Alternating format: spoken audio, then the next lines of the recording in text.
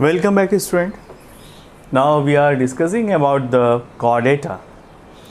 Last class में हमने 3 main point discuss कर लिए थे जो chordata में पाए जाते हैं. The presence of hollow nerve cord, the presence of notochord and the pharyngeal gill slits. तो ये जितने भी chordata के मेंबर्स हैं उनकी लाइफ साइकिल में ये कभी ना कभी ज़रूर पाया जाता है. Now let us proceed in the chordate. हम आगे देखते हैं कि फाइलम chordata को कितने हिस्सों में डिवाइड किया गया है. The phylum chordata can be divided into 2 groups. First is Acrania जिसको हम प्रोटोकॉर्डेट्स कहते हैं और दूसरे को हम क्रेनिएटा कहते हैं जिसको हम यूकॉर्डेटा भी बुलाते हैं. Now what is the feature of Acrania या फिर प्रोटोकॉर्डेटा. जो प्रोटोकॉर्डेट्स हैं they are basically marine, small in size. They are considered as a primitive chordates and they have lacking of head. यहाँ पर आपको head देखने को नहीं मिलता, skull और cranium भी नहीं पाया जाता. तो vertebra, columns, jaws and brain, right? तो they do not have skull, head, vertebral column, jaws and even brain. यहाँ पर आपको सारी चीज़ें एब्सेंट मिलेगी because they are primitive kind of chordates और उसके जो करेक्टरिस्टिक फीचर्स हैं वो प्रिमिटिव फाइलम से ज़्यादा मैच करते हैं. So it is divided into 3 sub phyla: Hemichordata, Urochordata and Cephalochordata. तो ये जो क्लासिफिकेशन है ये किस बिहाफ पे किया गया? It is based on the notochord presence. जो नोटोकॉर्ड की प्रेजेंस है इसके बिहाफ पर इसको फर्दर 3 हिस्सों में क्लासीफाई कर दिया गया: हेमी, यूरो एंड सीफेलो. राइट. तो अब 1 बाय 1 लिखते हैं, हेडिंग डाल देते हैं phylum chordata and division.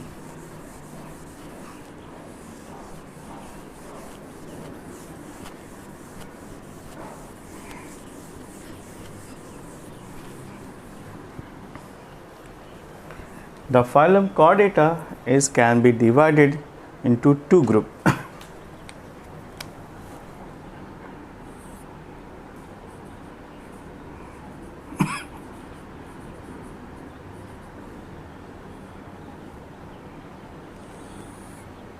First group आता है जिसको हम कहते हैं एक्रेनिया.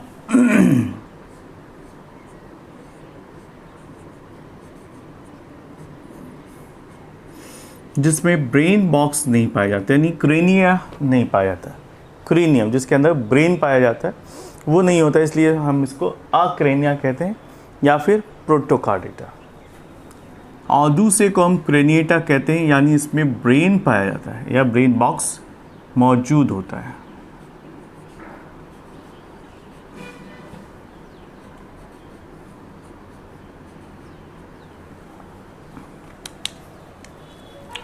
आक्रेनिएटा को हम प्रोटोकॉर्डेट भी कहते हैं.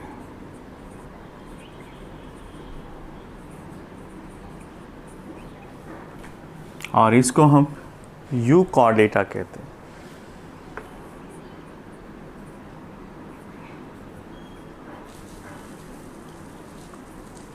राइट.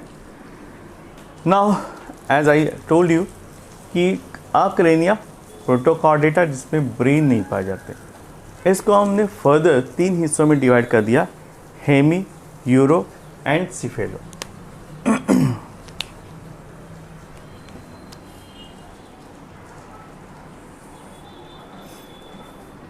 ए,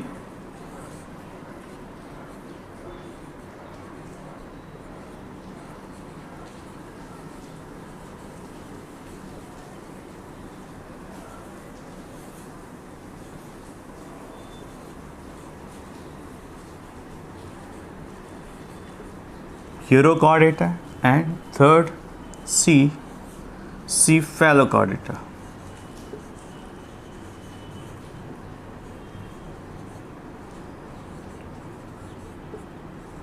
तो in this way we can classify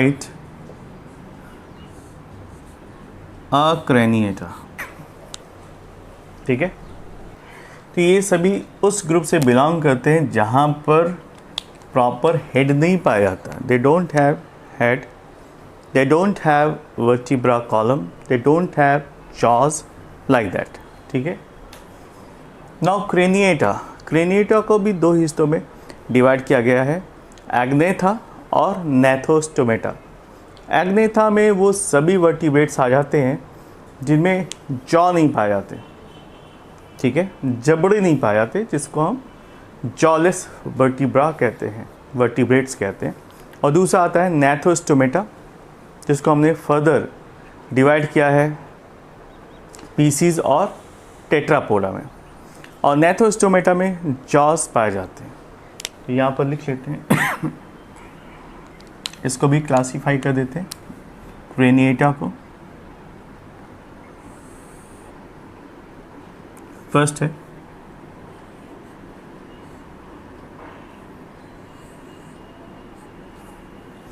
craniata का फर्स्ट मेंबर है, इसको हम कहते हैं एग्नेथा, नेथा, इसको हम जॉलेस वर्टिब्रेट भी कह सकते हैं, जॉलेस वर्टिब्रेट्स। एग्नेथा जिसमें जॉलस जॉलेस वर्टिब्रेट्स आते हैं, इनको फर्दर दो क्लासेस में डिवाइड किया गया। वो कौन कौन से क्लासेस हैं? ऑस्ट्रैकोडर्मी और Cyclostomata. It can be divided into two part, जिसको हम क्या कह सकते हैं? ऑस्ट्रैकोडर्मी, ऑस्ट्रैकोडर्मी, और दूसरा नाम है साइक्लोस्टोमेटा।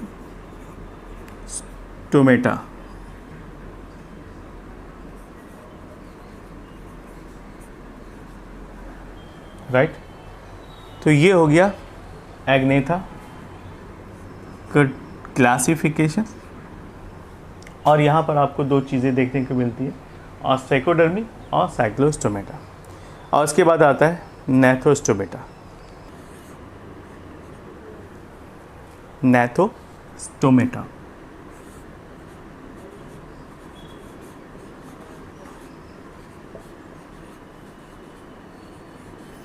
यहाँ पर आपको जॉ मिलेगा, jaw found, right. Gnathostomata is further divided into two super classes, जिसको हम पीसीज और टेट्रापोडा के नाम से जानते हैं।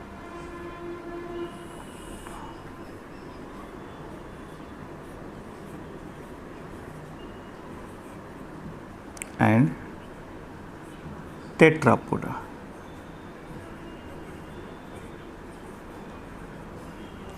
Now look at the PCs.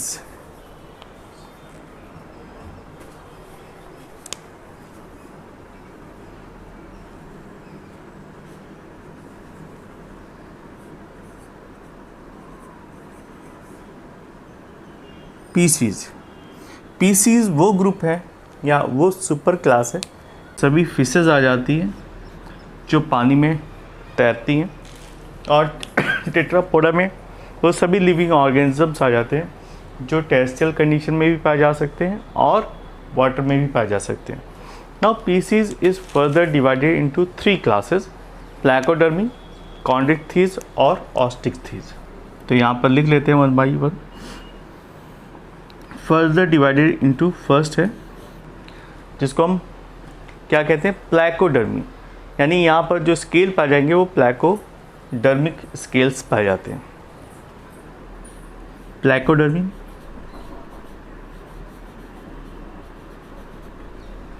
दूसरा होता है प्लैकोडर्मी, कॉन्ड्रिक्थीज, और लास्ट में आता है Osteichthyes.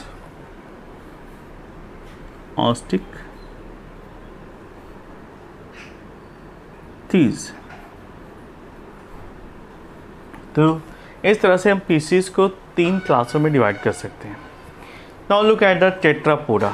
Now tetrapoda can be divided into four classes. Tetrapoda में वो सभी मेंबर्स आते हैं जिनमें 4 लेग्स पाए जाते हैं, या 4 अपेंडेजेस पाए जाते हैं, 2 हैंड्स 2 लेग्स लाइक दैट, कैसे भी इनको डिवाइड कर सकते हैं। तो फर्स्ट है एम्फीबिया।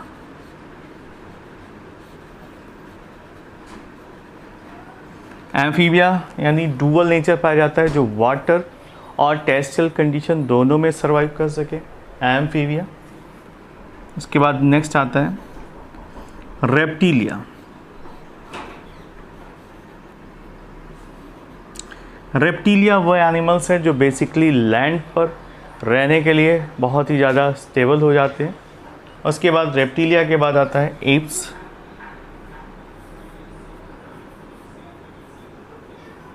एप्स में वो सभी बर्ड्स आते हैं जो एयर में रह सकते हैं, हवा में उड़ सकते हैं, एप्स। और लास्ट में आता है Mammalia. Mammalia. So in this way we can classify tetrapoda into 4 classes. Now heading डाल दीजिए सब फाइलम हेमिकॉर्डेटा।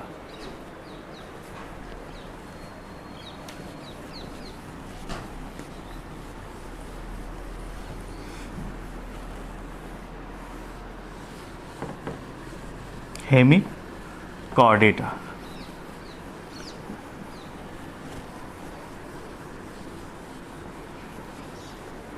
हेमी का मतलब आधा अधूरा, ठीक है। तो वो जिसमें आधा अधूरा कॉर्डेटा पाया जाता है उसे हेमिकॉर्डेटा कहते हैं। इसको हम सब फाइलम में कंसीडर करते हैं, सब phylum.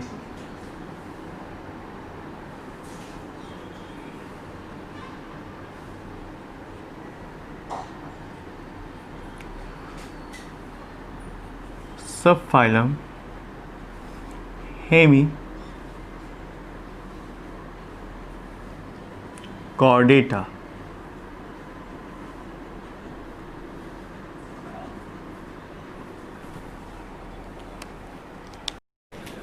Now look at the semiphylum Hemichordata. Hemichordata is nothing but a connective link. वो आधे किससे मैच करते हैं? नॉन कॉर्डेट से और आधे कॉर्डेट से मिलते हैं। तो सबसे पहले फर्स्ट पॉइंट डाल देते हैं। In the case of subphylum Hemichordata,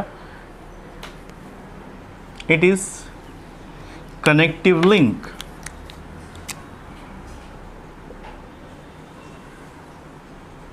Connective link between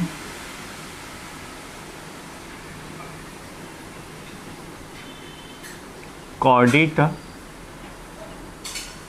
and non-chordata.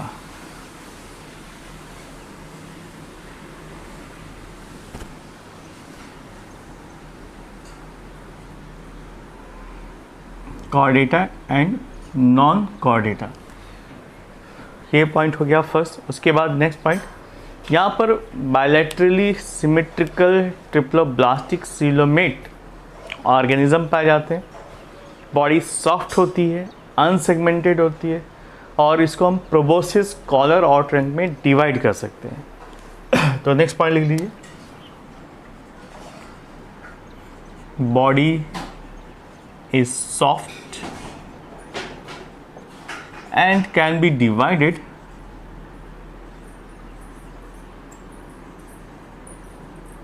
body is soft and it can be divided into proboscis,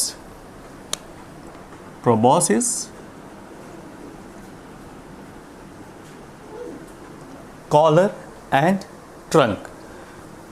दूसरा होता है collar and trunk। तो बॉडी इन 3 हिस्सों में डिवाइड किया जा सकता है। Now next point, they have a bilateral symmetry. Animals में कौन सी सिमेट्री पाई जाती है? They have a bilateral symmetry. Bilateral symmetry,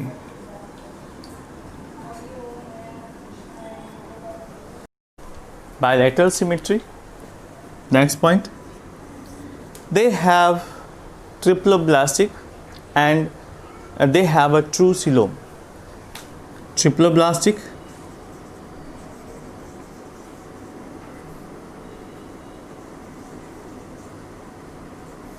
and they have a true coelom.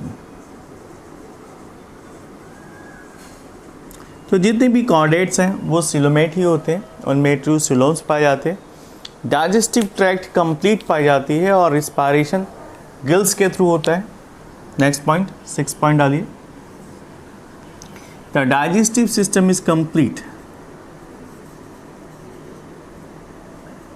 System is complete, it means mouth, anus, digestive glands properly पाए जाते हैं and they have clear cut respiratory organ जिसको हम gills कहते हैं। तो water में जो भी पाए जाते हैं they have respiratory gills for the respiration and they take oxygen जो कि वाटर में डिजॉल्व कंडीशन में पाई जाती है, उसी ऑक्सीजन को ये रिस्पायर करते हैं। Now next point is that blood is colourless because they do not have corpuscles. ठीक है, जो ब्लड कॉर्पसल्स पाए जाते हैं वो रेड नहीं होते। सेड लिख सकते हैं, blood do not possess corpuscles। ठीक है, ब्लड कॉर्पसल्स नहीं पाए जाते, इसीलिए कलरलेस होता है। So that is why they are colourless. Okay, now next point देखते हैं, सेक्सेस।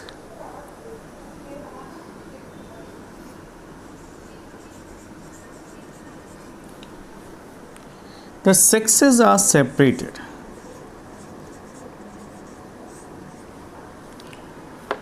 It is separated, यानी यहाँ पर कैसी कंडीशन पाई जाती है, डैसियस यानी यूनिसेक्सुअल कंडीशन पाई जाती है, यानी मेल और फीमेल को डिफ्रेंशिएट किया जा सकता है। ठीक है, now the development process is direct और इनडायरेक्ट, दोनों ही प्रोसेस पाई जाती है। Just a moment.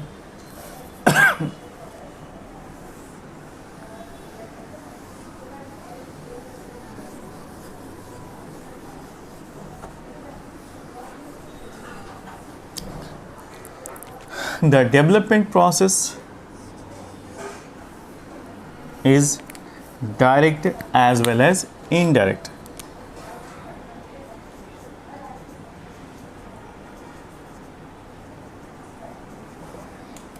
Both direct and indirect, दोनों ही प्रोसेसेस पाई जाती है। तो इट मीन्स अगर इनडायरेक्ट पाया जाएगा तो यहाँ पर लार्वल स्टेज पाया जाएगा, और लार्वा में कौन सा लार्वा यहाँ पर आपको टॉर्नेरिया लार्वा देखने को मिलता है। Tornaria larva found. ठीक है, तो टॉर्नेरिया लार्वा पाया जाता है, और यहाँ पर जो फर्टिलाइजेशन की प्रोसेस है वो कैसी होती है, एक्सटर्नल। फर्टिलाइजेशन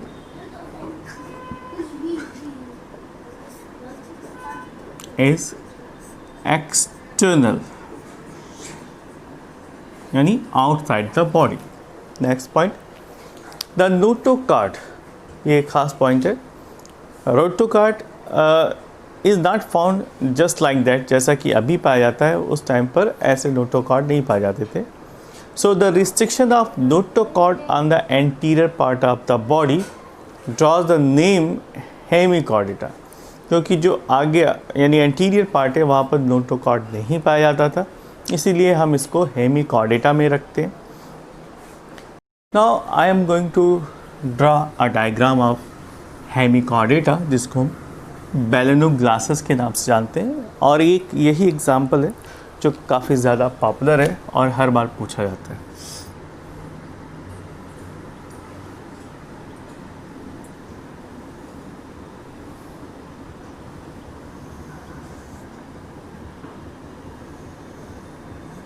डायग्राम मेरे साथ बनाते चलिए।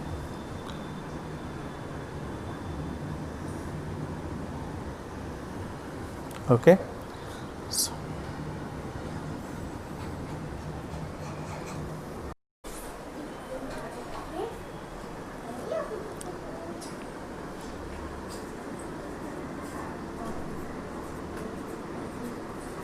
This is the diagram. You can see ये सिलेंड्रिकल बॉडी जैसा दिखाई दे रहा है और यहाँ पर ऊपर के हिस्से को हम कहते हैं हेड रीजन। ये हेड तो बिल्कुल नहीं होता बट हेड लाइक दिखाई पड़ता है। उसके बाद कॉलर,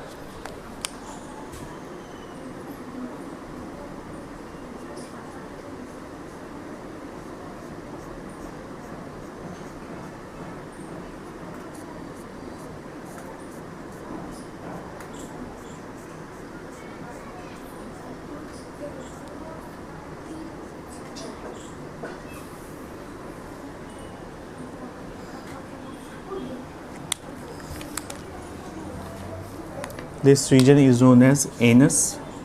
टिप पर एनस पाया जाता है, ठीक है। Now this structure is known as proboscis.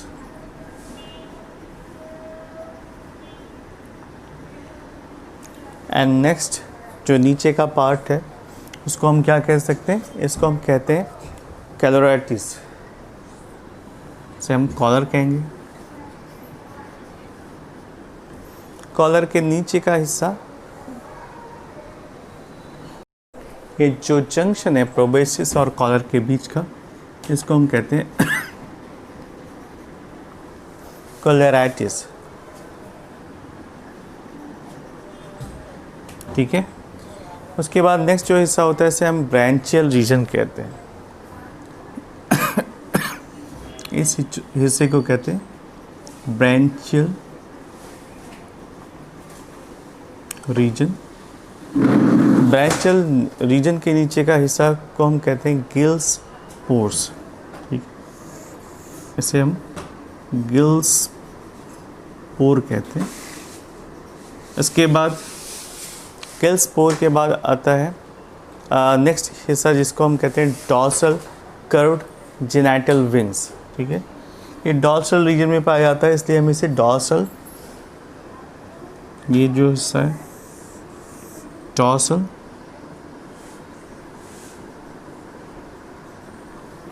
Dorsal curved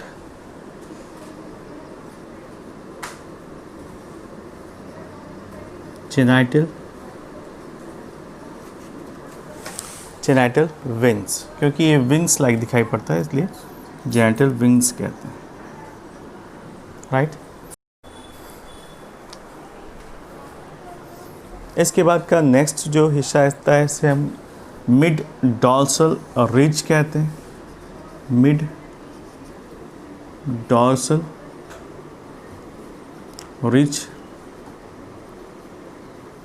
उसके बाद का हिस्सा जो नीचे की तरफ दिखाई दे रहा है इसे हम कहते हैं हिपैटिक सीका, यहाँ पर लिख दे रहा हूँ हिपैटिक सीका, राइट। उसके बाद का जो हिस्सा है उसके पीछे का हिस्सा इसको हम कहते हैं हिपैटिक रीजन।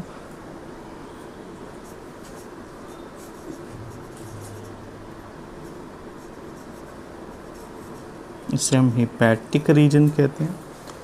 एंड उसके बाद के हिस्से को हम कहते हैं पोस्ट हिपैटिक रीजन। ये सारा हिस्सा किस में आ जाता है? Post hepatic region.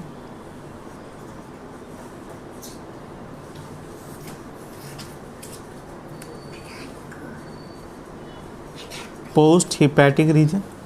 और सबसे लास्ट वाला हिस्सा कहलाता है anus. So in this way you can understand कि हेमिकॉर्डेटा भी काफ़ी हद तक डेवलप पाया जाता है। इसमें डाइजेस्टिव जो सिस्टम है यानी एलिमेंट्री कैनाल है वो पूरी तरह से कंप्लीट पाई जाती है। तो लिख लीजिए, फिगर है ये Baleno glasses, figure Baleno glasses.